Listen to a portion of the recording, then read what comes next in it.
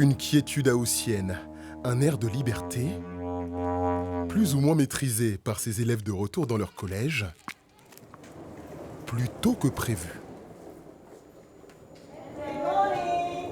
How many pupils? Can you count? 1, 2, 5. So I need 5 tablets. So 1, 2, 3. Des effectifs resserrés, de 5 à 10 jeunes par salle, pour profiter d'un dispositif.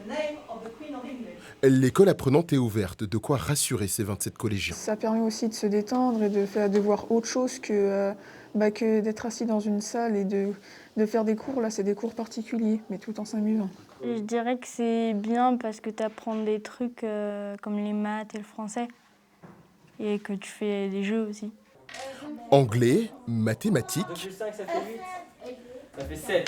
ou français, une approche pédagogique différente, une plage de révision à la carte qui mêle détente et sérieux. Non, moi je suis pas monitrice, je suis professeure d'anglais, donc on reste à faire des activités. Il y a du culturel, il y a de la langue réelle, mais c'est vrai qu'on le fait à travers le jeu. Et c'est une remise en route en fait, tranquille, avant la vraie rentrée où ils seront tous là. Les parents sont rassurés par ce dispositif et en redemandent. C'est bien, franchement, si ça peut continuer à se faire, moi j'adhère. Le budget des classes apprenantes a été doublé.